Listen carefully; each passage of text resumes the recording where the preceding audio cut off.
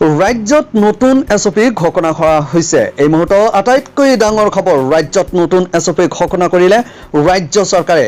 Doctor Himanta Biswa শৰ্মাই এই কথা ঘোষণা কৰিছে। নিশা 10 বজাৰ পৰা পুৱা 6 বজালৈ ৰাজ্যব্যাপী সান্ধ্য আইন ঘোষণা কৰা হৈছে। নিশা 9 বজাত বন্ধ কৰিব লাগিব দোকান পোহাৰ। নিশা 10 বজালৈ কৰিব পাৰিব খাদ্যৰ হোম ডেলিভাৰী। ৰাজহুৱা স্থানত মাস্ক পৰিধান কৰাটো বাধ্যতামূলক কৰা হৈছে। আমি জনাইছো গুৰুত্বপূৰ্ণ খবৰটো, ৰাজ্যত নতুন এছঅপি ঘোষণা কৰা হৈছে। মাস্ক নিপিন্ধিলে জৰিমনা ভৰিব লাগিব নাগৰিকে।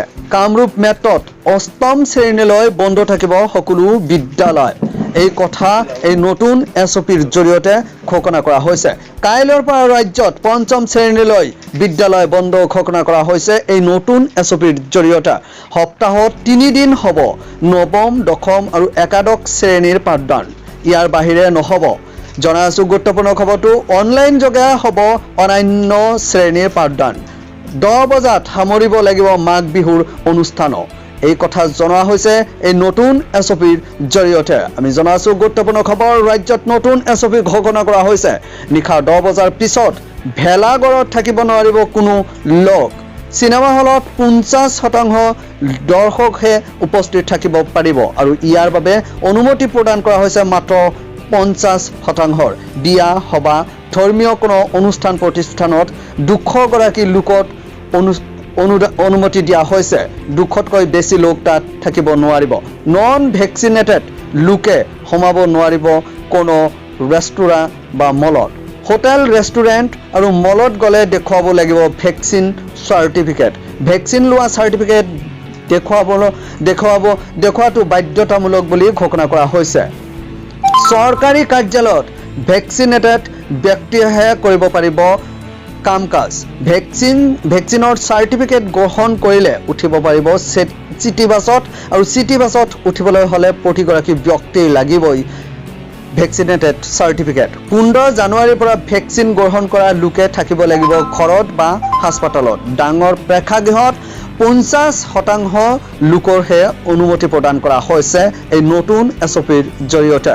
সপ্তাহত 3 দিন হ'ব ক্লাছ। নৱম শ্ৰেণী, দশম শ্ৰেণী আৰু একাদশ শ্ৰেণীৰ ছাত্ৰ ছাত্ৰীৰ বাবে। বাছত কোনো যাত্ৰীয়ে কিন্তু থিয় হৈ যাত্ৰা কৰিব নোৱাৰিব। নতুন এছঅপি কটকটীয়া কৰি ঘোষণা কৰা হৈছে। বাছত 100% যাত্ৰীৰ অনুমতি প্ৰদান কৰা হৈছে, যদিও থিয় হৈ কোনেও যাত্ৰা কৰিব নোৱাৰিব। 900 বাছৰ বাবে যাত্ৰীয়ে হোটেলত বহি খাব নোৱাৰিব কোনো ধৰণৰ খাদ্যবস্তু। বন্ধ নহয় আন্তঃজিলা যাতায়াত এই নতুন এছঅপিৰ মতে। 31 জানুৱাৰীলৈ বলবৎ থাকিব এই নিৰ্দেশনা। তাৰ পাছত নতুনকৈ কোনো ধৰণৰ পৰিৱৰ্তন আহে নাহে তেতিয়াহে জনোৱা হ'ব। নিশা 10 বজাৰ পৰা পুৱা 6 বজালৈ কিন্তু সান্ধ্য আইন ঘোষণা কৰা হৈছে এই নতুন এছঅপিৰ জৰিয়তে। নিশা 9 বজাত বন্ধ কৰিব লাগিব দোকান পোহাৰ। আমি পুনৰবাৰ জনাইছো ৰাজ্যত এক নতুন এছঅপি ঘোষণা কৰা হ'ল আৰু এই এছঅপিৰ জৰিয়তে বহুকেইটা নিয়ম বান্ধি দিয়া হৈছে আৰু এই নিয়ম যদি কোনো ব্যক্তিয়ে পালন নকৰে তেতিয়াহ'লে জৰিমনা ভৰিব লাগিব।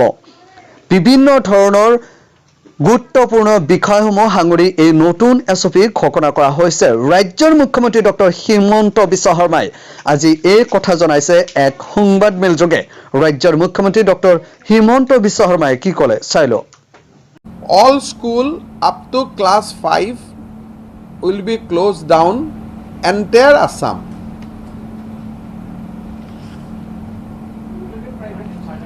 Private, public, shop up to 30th January. 30 January.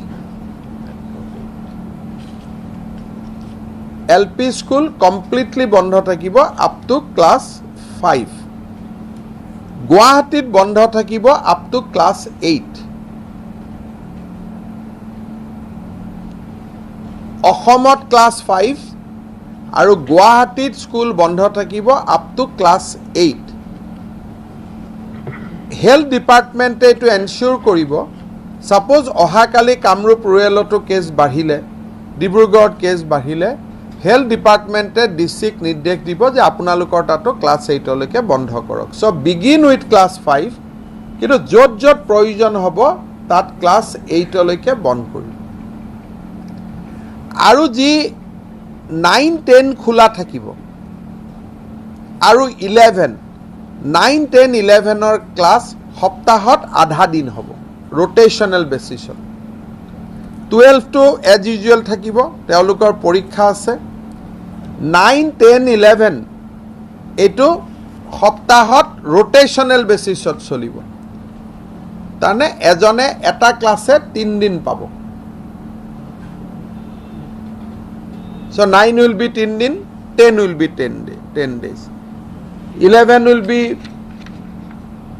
3 days but 3 বা 4 days যেটো এডুকেশন ডিপার্টমেন্টে ঠিক করে 50% বুলি কলে যেটো পড়িব কিন্তু 12 will be full class 12 and তার উপৰত পুরা ক্লাস থাকিব engineering medical college technical institution will run as usual তাতে কোনো রেস্ট্রিকশন নাই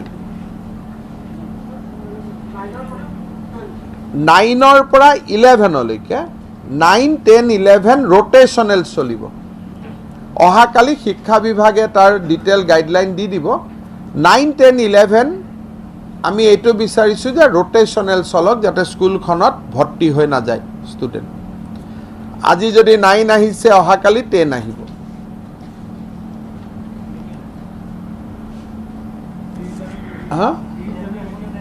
হা টাইম তো এডুকেশন ডিপার্টমেন্টে যেটো নরমাল স্কুল আওয়ার্স হবো এডুকেশন ডিপার্টমেন্টে নোটিফিকেশন ইস্যু করিব যে 9 কোনবারে আহিব 10 কোনবারে আহিব এটু এতিয়ালৈকে 30 জানুৱাৰী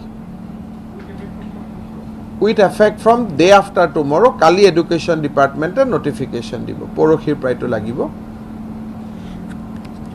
কিন্তু ক্লাস 5 লৈকে যেটো বন্ধ এটো ফ্ৰম টুমৰো লাগি যাব গুৱাহাটীত ক্লাস 8 লৈকে যেটো বন্ধ এটো অহাকালি লাগি যাব